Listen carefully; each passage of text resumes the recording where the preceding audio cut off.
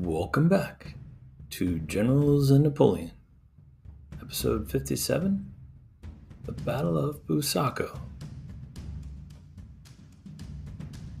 We have another battle, so we have another episode of the great Marcus Cribb joining us. Say hello, Marcus. Hello again, everyone, and thanks for having me back for another Peninsula War battle. Yeah, another installment. This is September 27th, so it must be the anniversary of which battle?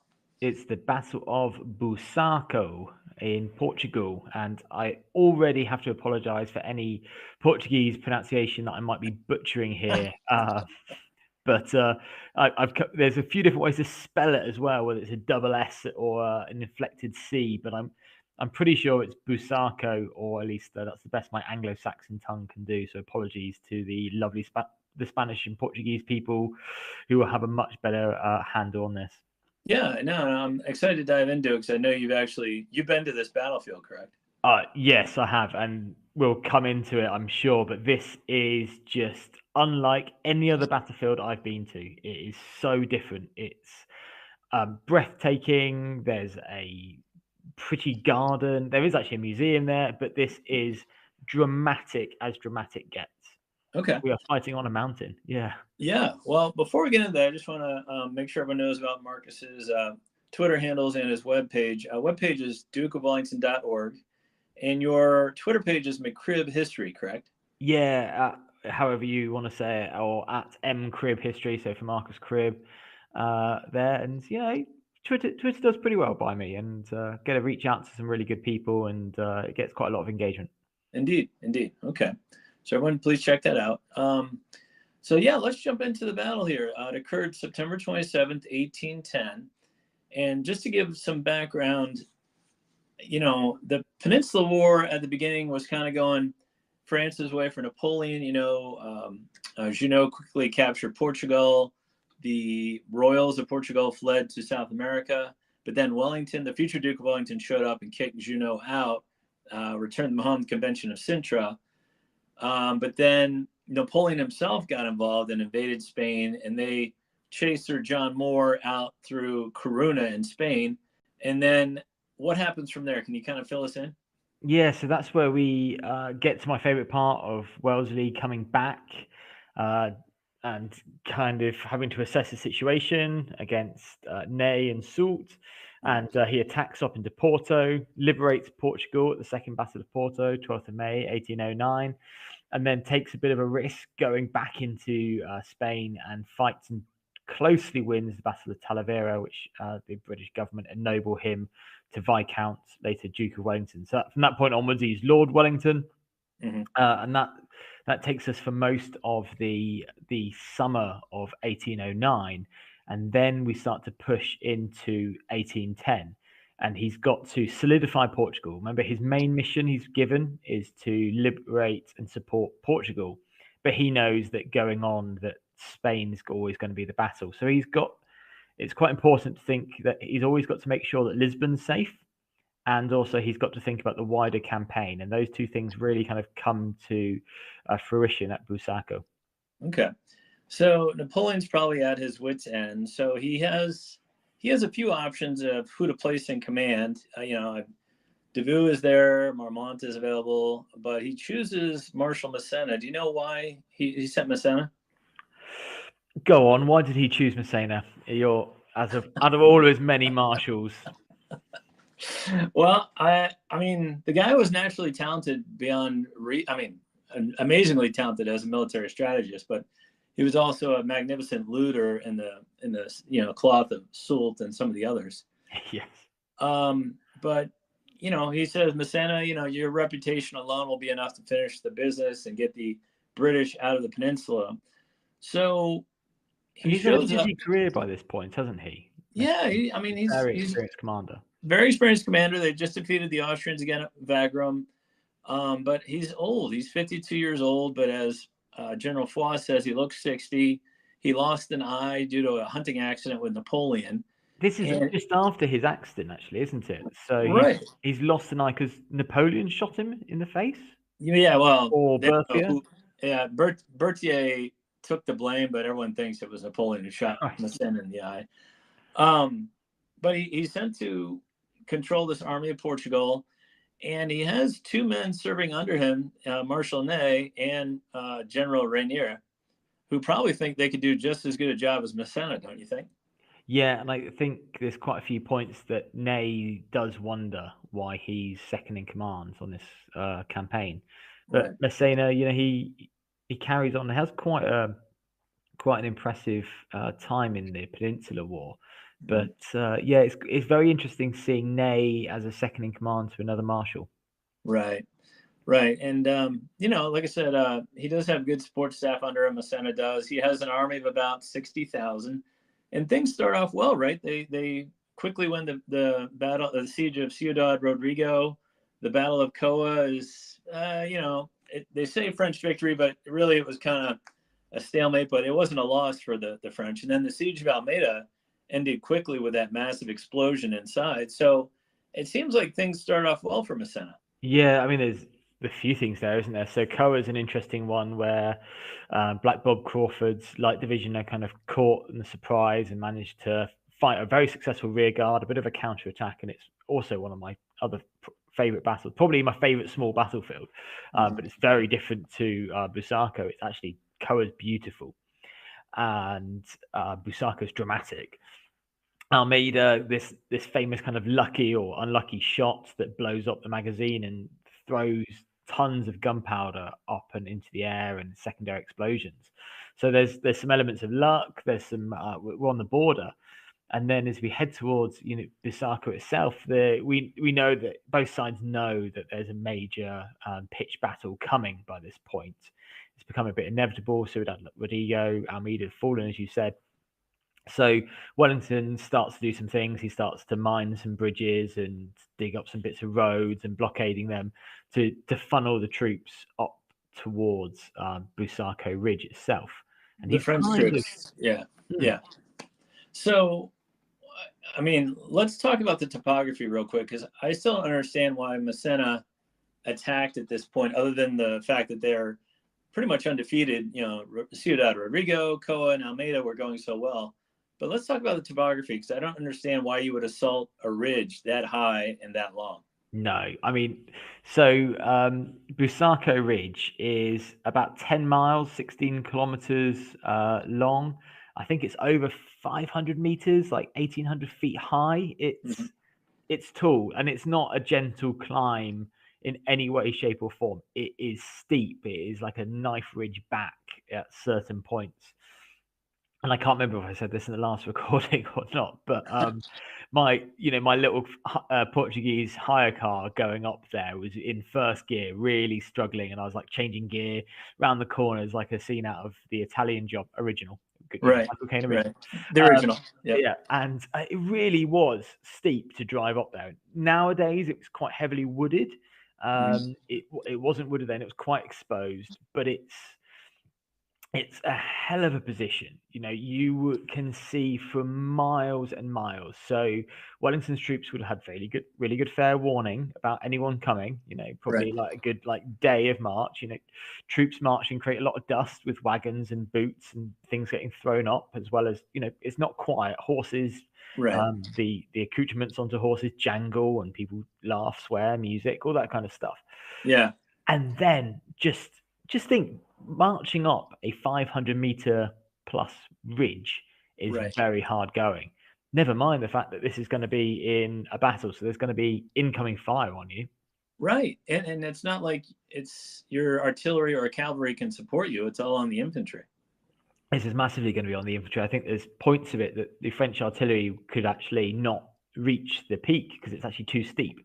Mm-hmm. If they can go onto the ridge at the bottom, but actually they need to get onto the base of that ridge in order to elevate their guns. Right. So that just it is a good 40 kind of degree angle at certain points. Stunning, absolutely stunning. And part of that is because there was a convent, a religious order of monks there in the center of the ridge, pretty much. And that's now Busako Palace, which is now a hotel. And I was reading Charles Oman and Marbot's notes, and one of the other features of Busako is once you get up to the ridge, there's this flat top area where you can move troops around to any hot spots that pop up. So let's imagine a 9-mile long line of British redcoats and Portuguese troops. Of the Absolutely. 50,000 troops that Wellington had, half of them were Portuguese. But just imagine this long line, but also imagine there's a flat top at the top where they could move troops to any troubled areas, correct? Yeah, it's got a nice plateau to it. Mm-hmm. So it's really in weight of the Anglo-British, Anglo-Portuguese, forces, the British and Portuguese, Yep. because they've had that climb. Admittedly, they've had to do it as well, but now they're rested in nice surroundings, and they can move up and down, roughly north and south position, in relative ease because it's flat up there. Anyone coming towards them, they can move around and get to them far quicker. Right. And let's talk about Wellington's favorite thing to use in battle, which is reverse slope. So the French probably have 60,000 troops. They're going against 50,000 troops, but they can't see them all, right? They can't tell how many are up there. Yeah, they're going to have no idea at this position. It's not even the full-blown reverse slope that we talk about for many battles, especially Waterloo, because Wellington doesn't need to hide his troops on the full reverse slope, because by being at just on the plateau, they're going to be invisible to troops on the ground at eye height. Right. So he's kind of doing a reverse slope by just being on the ridge. The French guns, apart from some howitzers and some bits, can't get to him initially, and he can move troops. And the whole point of the reverse slope is it's kind of shunned by, especially, funny enough, people who seem to love Napoleon Bonaparte, because it's thought as being a bit derivative. It's easy. Well, actually, it's quite bold because you're not being able to bring your guns and your troops to bear at the beginning, but it allows that degree of movement. You can move people around without them hopefully being in the main line of fire and not getting all the casualties. And here, he's got some untested troops. He's got some Portuguese, which is really important, that the British and the Portuguese are fighting alongside each other as both regular and militia Portuguese, actually. Right. I'm glad you brought that up. This is the first real test for the reconstituted Portuguese army. I know they've been working with Marshal Beresford, correct, to get kind of retrained and ready, I guess, re-prepared for battle. Yeah, Beresford, who's one of Wellington's close generals, he gets put as marshal of the Portuguese forces after, basically the Portuguese forces, most of the army had been conscripted into the French army. They form the Portuguese Legion, and they get marched out. Now, remember, the first invasion of Portugal kind of goes off without a shot. So Napoleon orders that he'll take the Portuguese army. A few desert before it starts, so they get formed into a legion of mixed of infantry, cavalry, and artillery, and they start to march back to France because they don't want to deploy them in Portugal because that's just senseless. But I've got a soft spot for the Portuguese. Today they're very friendly people, but back then they fought very hard for the liberation of their country. Right. And I'm a bit proud always to say that half of those troops deserted before they got to the Pyrenees. Right. And they pretty much all headed back to Portugal, and most of them then rejoined Beresford's force of Portuguese army. A few joined as partisans, as guerrillas. I imagine a few went home. Yes, of course. But then I always feel very sorry for the Portuguese who stayed in the Legion, and because they ended up as far as Moscow. Right. And that's a long way from home. That is. But getting back to our battle here at Bussaco, the strategy, I think Massena again kind of screwed up here, not to play Monday morning quarterback, but it was a two-pronged attack, one by Rainier's Second Corps, and then I think like an hour later it was the Sixth Corps of Ney, Marshal Ney. Do you kind of want to talk about how that started? Yeah, so they go in very early. They've marched, they've been spotted, so the troops on top of the ridge know they're coming, and they go up against British and, quite conveniently for our background here, British and Portuguese troops attack them back in line. And the French come on in their classic column, so it's column versus line here. And then they try to deploy out as the Allies bring in huge amount of musketry, so it's two ranks deep. and this is where they bring in more troops to the side. There's more British troops, so you've got quite a lot of Portuguese holding the centre, 2 battalions of Portuguese, and British troops coming on the side of those columns. Now, the columns work because they allow the famous French Elan, the spirit, marching up and pushing them on. Right. And the 88th are one of the battalions that come in on the side, and those are the Connaught Rangers, who actually include a lot of Gaelic-speaking Irishmen who speak, English badly or as a second language, some of them. Right. And they charge in bayonets into it's very rocky coming up. And there's a fantastic account by Ensign William Grattan, where he talks about charging through the smoke of the musket, sword drawn, and coming face to face with the French. And it just, this is always one of the ones, if I could say, if you can get hold of Grattan, I think it's on like Kindle for like £1 or $1. Right. It's quite a good book if you can get hold of it. I think there's like the modern print of it's only like £4 or £5. Okay. Well worth it, and it reads better than a Bernard Cornwell Sharp. I'm afraid to say it does. There's certain points he really does talk about the hand-to-hand fighting, and it's from a guy who's there. He actually talks about he thinks that some of the troops in front of him might be from the Irish Legion. And these are Irishmen who are fighting for the French. Yeah. Mostly emigres, second generation, but some of them actually like left Ireland to fight against Britain. Yeah. Turns out he didn't, because he does admit he didn't see any of the Irish Legion there. And there's work being done and proving that the Irish Legion was at a different point of the battlefield. But it's that kind of closeness of almost Irish on Irish here makes that's quite interesting. And Wellington witnesses this charge go in with bayonets into the column. I think you've got the quote there, have you? Yeah, I do. Quote, "I have never witnessed a more gallant charge," end quote. And that just speaks to me, like, Wellington had seen a lot by that point in India and, a lot of places, and he'd never seen a better one than that. Yeah, I think that's his kind of classic understatement of Wellington. Just, I've never witnessed a more gallant charge. Thank you. Right. Carry on. He's not cheering. That's not his style, and handing out loads of honors. So yeah, that was the best I've seen. Well done. That's it. Yeah, and this is an onslaught, but the French do gain a foothold. General Foy, he gets in there, and they're holding a spot there, but then it's just a tremendous amount of firepower being unleashed on Rainier's corps. And I was reading Charles Hamon, and it said, usually in engagements in the peninsula, the French suffered 1 officer casualty for every 22 men. But in this battle, it was 1 officer casualty for every 15 men, because I think the officers were at the front trying to get their men up the hill and into the battle. Yeah, and they must have been, I'm trying to think of those long leg steps that you need to get up a long slope, and they must have been doing that, sword drawn. Yep. Cheering them on, come on, after me, my, mes enfants. And they're going to get wounded, and General Foy gets wounded in this as well. Yeah, I know you just finished your podcast on him. I was listening to. Yep.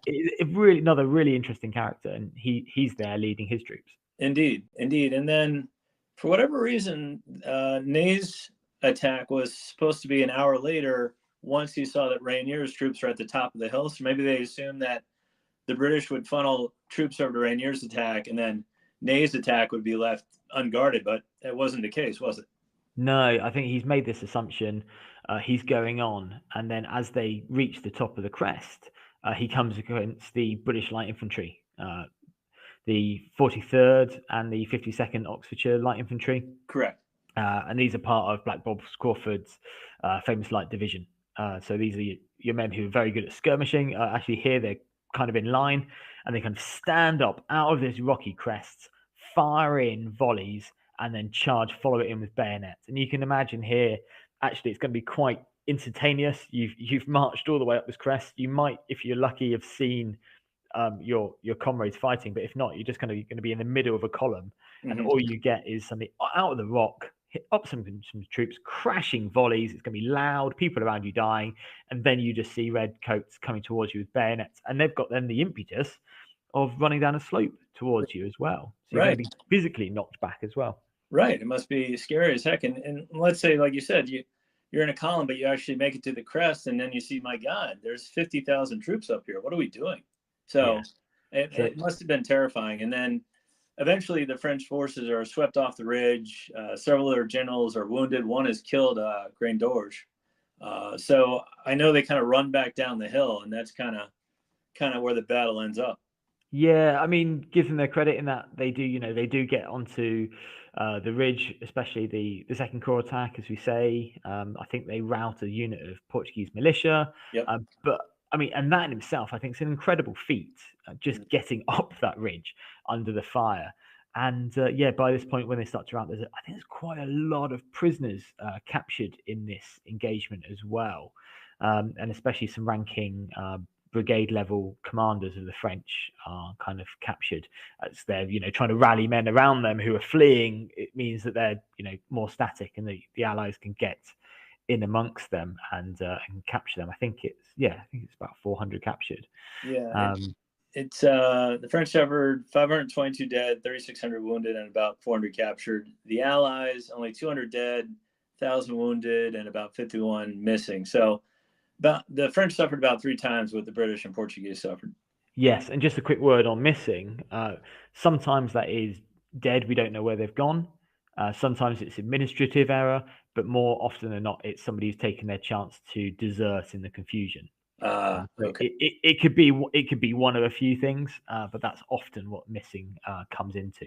But yeah, you can see there's quite a discrepancy in the dead and wounded levels, and British aren't recording any casualties. And one of my standout ones from this, I remember from Oman, is he lists both the Portuguese and the British having suffered exactly the same number of casualties. Yeah. I think it was 626.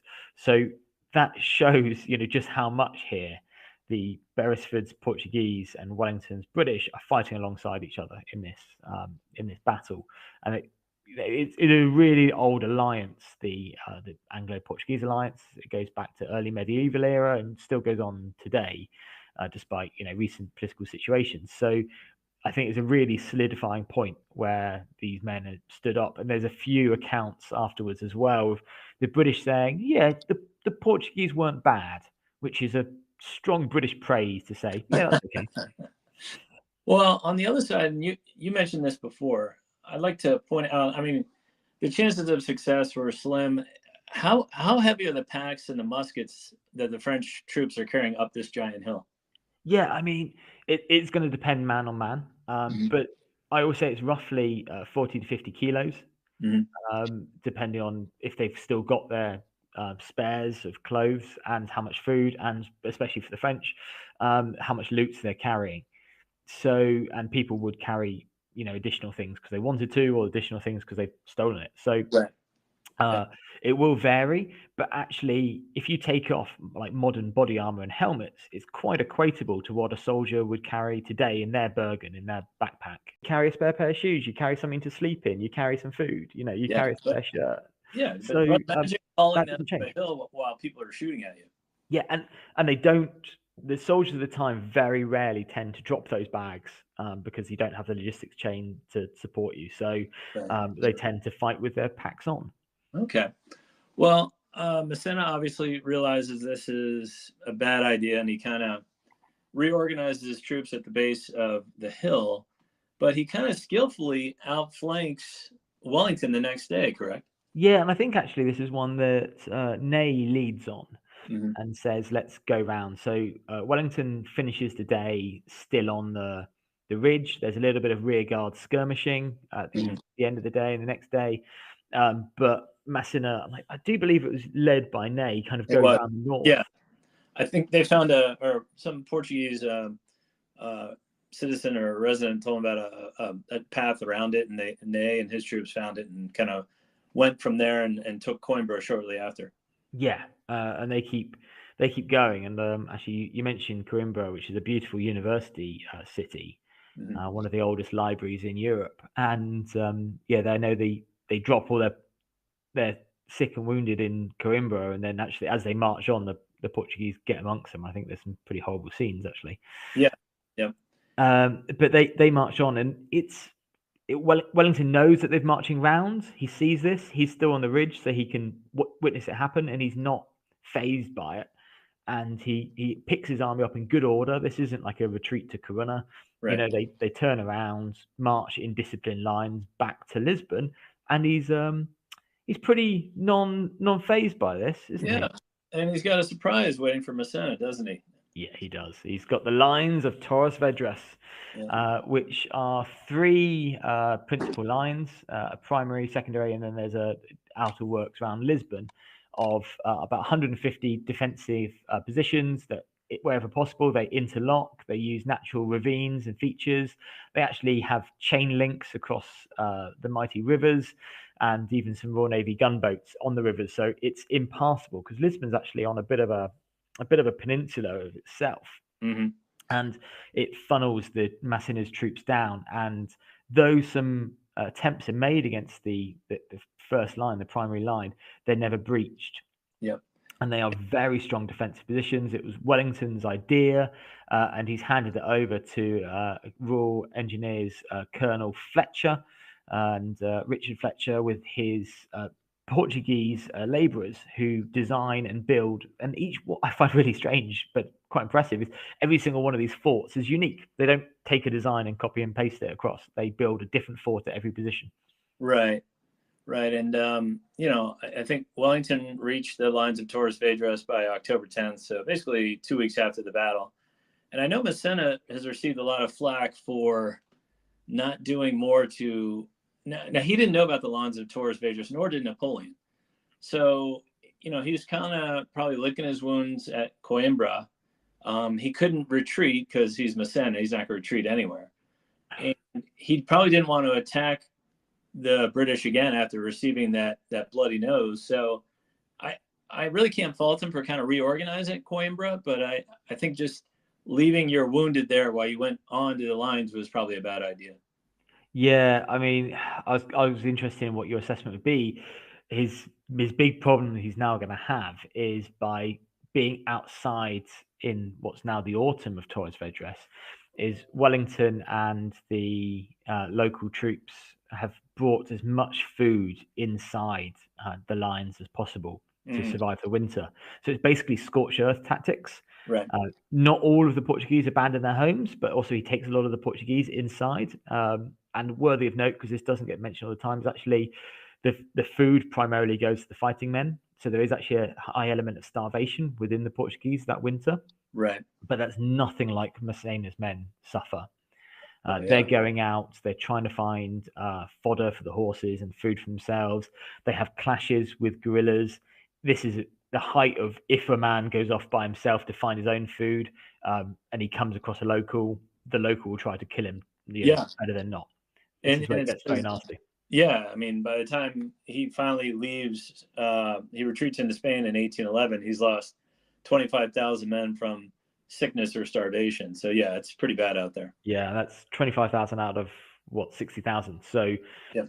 there's a really, really bad odds, and it's mostly through exposure in the winter because it does, can snow in Portugal in the winter. Yep. And it gets cold and exposure. And some of the houses and barns are being torn down, burned down by the Portuguese and the British to give them that exposure to the French. But also there's so little food. And they're about as far as they can be from their own supply lines because they're right in the west of the country. So it kind of highlights the brutality of the warfare. But then the lines of Torres Vedras, the other side of it, is they are pretty much an engineering masterpiece. They've got interlocking arcs, they've got observation positions, and they've actually got a semaphore type system as well that uses balls and flags. It's like big inflatable balls that goes up and down, so they can send quite complicated messages. Right. So it's a really high tech area as well. If anyone gets a chance to visit them, all the different, like I say, all the forts are different, so they make for a really interesting visit. Yeah, for sure. Well, let's talk about the legacy of Bussaco real quick. I'll speak to the Portuguese part.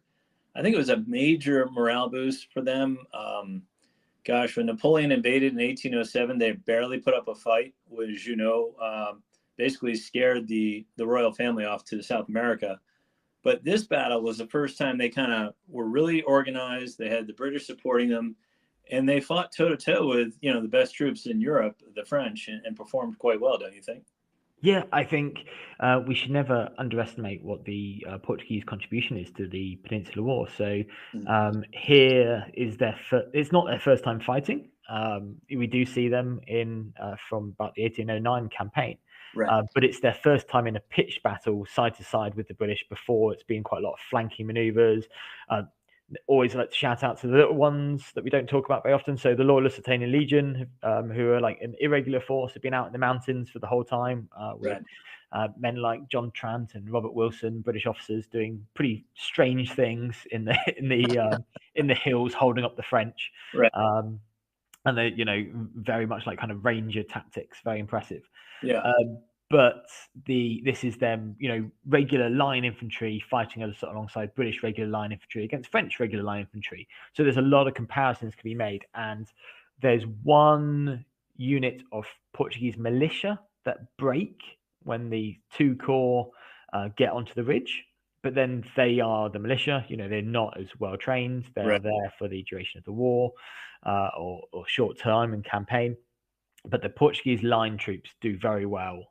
And like I say, that kind of begrudging respect from the British counterparts actually does, again, a bit like Wellington's understatement, actually means high praise. And that then means that Wellington slowly gets more and more faith in the Portuguese, which means that his numbers are higher. He's actually counted them as a full unit. Yeah. And also then kudos to Beresford for training up an army largely from scratch. Yeah. On the British side, I only saw one criticism, but it was why Wellington didn't march down the hill and attack Massena the next day. And I think it can be said when Wellington was asked, which marshal was the best, it was Massena. That was who he didn't take chances against. And he didn't need to. He could retire, like you said, leisurely, not in a rush manner, behind the lines of Torres Vedras, regroup and refit, and be ready to fight again. So I don't think that criticism of Wellington is valid. Yeah, maybe it could be Wellington. He never gets that complete victory, does he? But Mhm. and we see that time and time again. But yeah, he doesn't need to. He's actually on the back foot in this battle. Mhm. As we said earlier, he's lost Ciudad Rodrigo and Almeida and the combat on the Coa. So he's on the back foot, and what he's looking to do then is stem the French invasion Mhm. and then move back. And he knows, it's September, autumn and winter are coming.